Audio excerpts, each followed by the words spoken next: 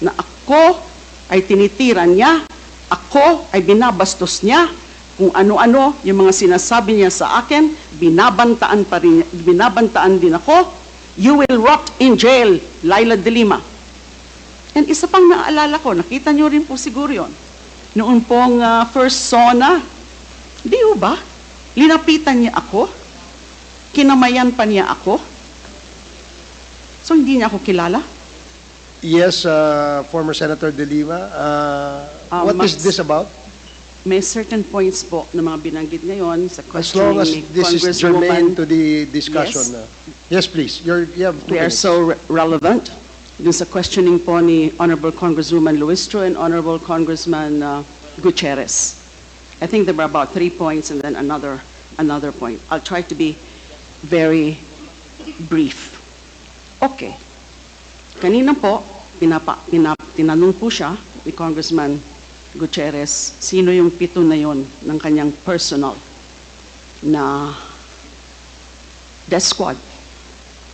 Bigla ko pong naalala na si Mr. Edgar Matubato, sinabi niya po yung tungkol sa Lambada Boys because Edgar Matubato was a member of that Lambada Boys, the civilian component of the DDS. At tamang-tama, meron din po siyang binanggit na 6 na pangalan. So hindi ko po alam kung kilala po ito ng dating Pangulo, ng dating Mayor. Ang mga pangalan po, nung 6 pa, which makes it a total of 7, nakasama si Edgar Matubato, are the following: Ludi Pagidupon, Tony Estaco, Jojo Bosa, Romel Capitana, Insectan, and Boboy Maldito.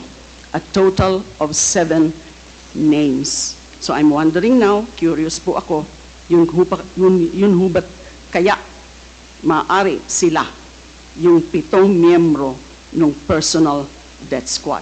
Now, paulit-ulit na sinasabi ng ating resource person na dating mayor at dating pangulo sa Senado at dito na naman, ilang oras na ho, yung hearing, paulit-ulit niya, I take full and complete legal and moral responsibility.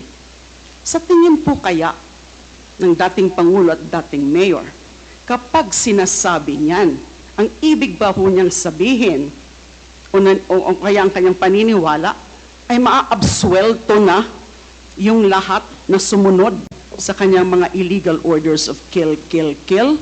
Nagkakamali rin po yung mga polis, kung yan din po ang iniisip nila. Dahil inaako na, nung pinaka-mastermind, yung principal by inducement, na siya lang ang merong responsibilidad. Mali pong pag-iisip yun. No matter how many times, 1,000 times, nasasabihin niya ng dating Pangulo at dating Mayor na siya lang ang may responsibility, hindi pa rin pwedeng makalusot at maabsuelto yung mga gumawa, sumunod sa kanyang kill orders. Now, number 3 point, because I'm just going to raise at this point 4 points. Yung kanina po, yung tungkol dun sa personal guilt, that was in the course of the questioning of the Honorable Gutierrez. So paulit-ulit din pong sinabi ng dating mayor, ng dating pangulo, na yung pumatay mismo, yun ang may personal guilt. Totoo. Yung gunman, yung hitman, yung assassin, siya mismo ang pumatay. Siyempre, personal guilt na yan. Pero wag nating kalimutan yung sinabi po kanina ni Honorable Congresswoman Luistro. If there is such a thing or a principle ng personal guilt, meron din yung principle of conspiracy or theory.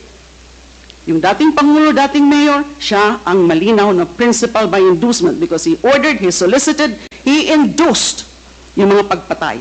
So he is definitely principal by inducement. But sinunod ka nagkaroon ng mga principals by direct participation. And in this whole scenario, there is a clear conspiracy. And when it comes to conspiracy, the act of one is the act of all. Yung ginawa ng isa, yung gunman, ay ginawa din yung nag-udyok sa kanya, yung principal, by inducement. Last point I want to say at this point. Kanina po, napansin nyo, hindi nga niya po masabi yung pangalan ko. Ayaw niya pong kilalanin kung sino yung dating Commission on Human Rights chairperson. Sabi daw, again, nung tinatanong, o dun sa mga punto ni Congresswoman Luistro, hindi niya kilala kung sino man yan, yung taga-CHR na yan. Nagtataka po ako dun. He's lying when he said that he does not know Laila de Lima. How can he say that he does not know Laila de Lima? Unang-una, nung DDS, yung hearing po namin, yung CHR inquiry sa Davao on the DDS killings, siya po, as then mayor, ang pinakauna na tinawag namin as resource person. Di ho ba? Pangalawa, naku, kayo, narinig niyo ho yun. Napakaraming mga okasyon, mga public pronouncements niya na ako ay tinitira niya, ako ay binabastos niya, kung ano-ano yung mga sinasabi niya sa akin, binabantaan din ako. You will rot in jail, Laila de Lima. And isa pang naalala ko, nakita niyo rin po siguro yun, noon pong first SONA, di ho ba? Linapitan niya ako, kinamayan pa niya ako, so hindi niya ako kilala. Alam mo yan, for example, ni former ES Salvador Medialdea, na kilalang kilala ako ng dating mayor at ng dating pangulo. So he is lying. Maraming salamat po. Thank you, Senator. Iba na kasi ang hirdo niya kasi hindi mo kilala. Mr. President, may I remind you that please refrain from talking unless you are recognized by the Yes, I chair. was just making a statement. Yeah, Hindi ko na nakilala, iba ng hirdo niya eh. I'm just reminding the Pati yung kulay ng resource buhok. person. So, the next to interpolate is Congressman Ernix Junicio. You have 10 minutes. Thank you, Mr. Chair. I might not take that long. Magandang gabi po. Magandang gabi po, Mr. President. Kung maaari pong magtanong ako ng kaunting katanungan lang po sa inyo. Apo, Mr. President, alam ko po na talaga pong galit po kayo sa droga at marami naman pong kababayan natin na who agrees in the fight against drugs. Sobra Opo. po. Pero gusto ko lang pong malaman nung mga nakaraang taon po napapanood ko po yung paglaban nyo sa droga at marami pong mga sumasang-ayon na mga kababayan natin, including ako po, Your Honor.